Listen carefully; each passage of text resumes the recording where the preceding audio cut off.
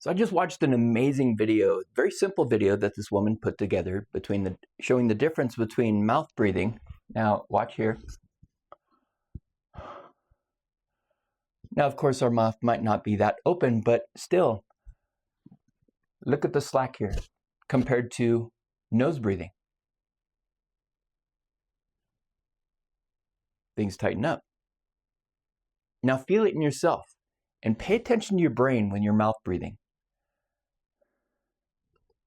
Do you feel the chaos, the stress that immediately builds up when you're mouth breathing? Now notice your brain when you're nasal breathing.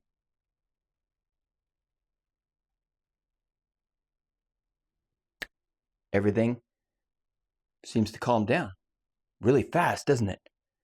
This is the amount of control you have over your life. Now, I was reading some of the comments in this woman's video, and the hate. Oh, it must be nice. I mean, check these comments out. Some of us have excessive mucus buildup, so that's impossible. Laugh my off. I guess you don't have a deviated septum. I can't breathe through my nose for Jack. My O2 actually drops. Man, must be nice to breathe through your nose casually every day. This is the biggest load of crap I've ever heard. Do you know that one thing happens? Just one thing happens when you mouth breathe? Your aggression goes through the roof. Anxiety, depression, sadness. Because when you mouth breathe, right? Mouth breathing is a way to get more oxygen into the body very fast. And when do we do that? When we're scared, when we're in fight or flight. So it's interesting, all the negativity is coming from the people complaining that my nose is blocked all the time. I can't mouth breathe. This video is bullshit. Maybe this is the reason why you should be practicing nasal breathing and getting yourself some tools, right? And I'm not saying go roto-rooter your nose, please.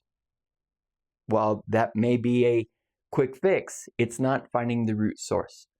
So by all means, get some nasal strips, right? They sell some on TikTok. They sell some on Amazon that are magnetic. You can go to your local grocery store and get Breathe Right strips or whatever brand you want. Make sure you clean your nose very good. Get all the oil off of it so that they stay on for a long time.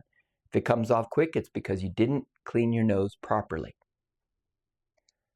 But the big thing is, the huge thing, and I do a lot of work with concussions and head injuries, right? If these bones are out of alignment, you may have a deviated septum, and they're going to want to go and drill, okay? What if we could balance all these bones? Another thing, another root cause, eat the foods that are right for you. I'm trying to find my camera there. Eat the foods that are right for you. Stop eating the chips. Stop eating the crap food. Eat good protein. Eat good fruits and vegetables dependent upon your body. Those things are not true for everybody, okay? But I can safely guarantee if you stop eating crap out of bags and boxes, you're going to feel better. Your sinuses are going to clear and you're going to begin being able to breathe through your nose. Deal with your emotions, from the emotional attachments to the past that you're holding on to. Tap every single day. Tap. What, after you put a Breathe Right strip on your nose, tap, shut your mouth.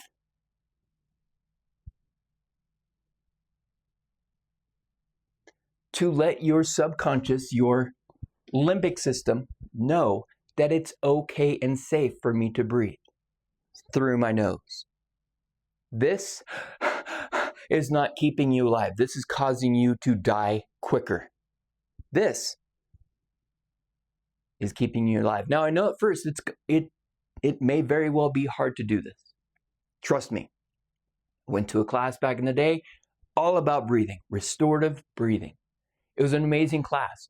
I was jacked up because back at that time I had not healed my concussions yet.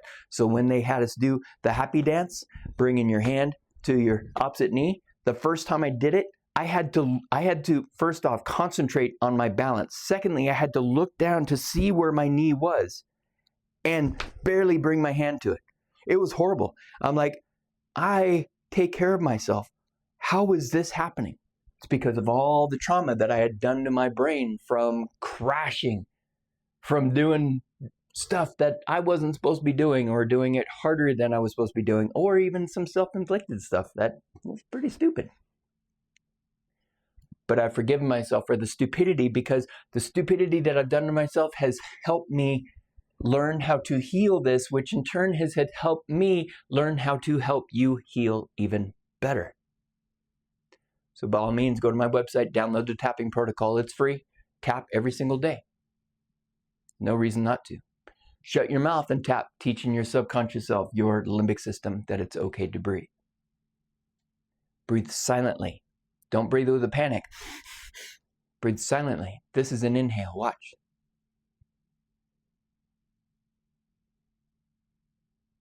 And an exhale.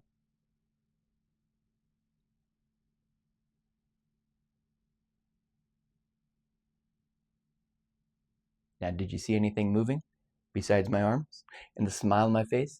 No, because I'm not using my neck to breathe.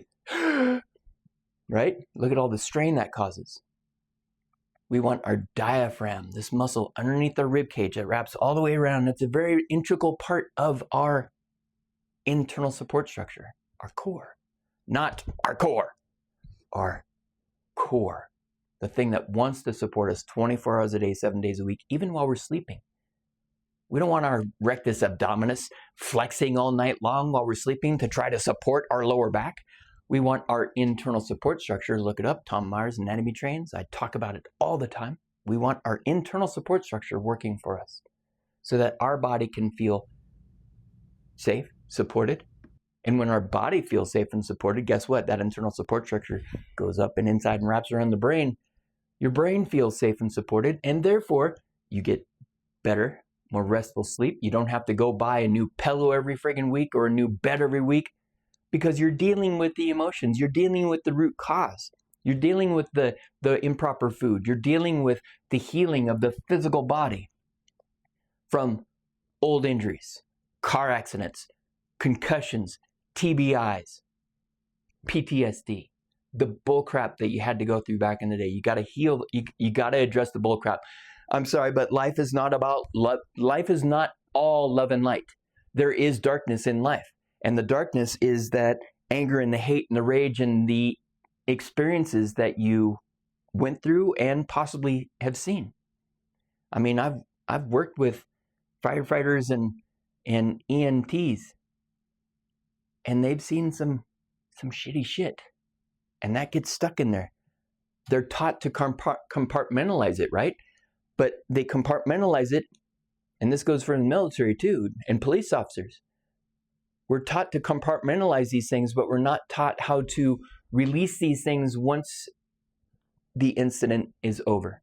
Open the top and let it out. Let go of the emotional attachment. And remember that emotional attachment that you saw to the things that you saw might be resonating with things that you are holding on to because of, again, your past experiences. Now, it doesn't mean you had a horrible lifetime, but when you see something that's pretty crappy and there was sadness and grief wrapped around that, have you ever been sad or experienced grief or any other emotions in your past and you didn't deal with it? For instance, when you were 3 years old and you lost your teddy bear or your favorite blinky was taken away. That can be grief for a 3-year-old. Our adult mind goes, that's no big deal, but that 3-year-old's still grieving over the loss of that teddy bear. And therefore you saw something outside of yourself that was experiencing grief, and now your grief is riled up. And now we're breathing through our mouth. Because that 3-year-old child inside, that subconscious, that hippocampus is still holding on to that memory of the loss of that teddy bear. So if you respond with anger, it's your stuff. Start dealing with it today. And don't beat up somebody who's trying to educate you on how you could make your life better. See you soon.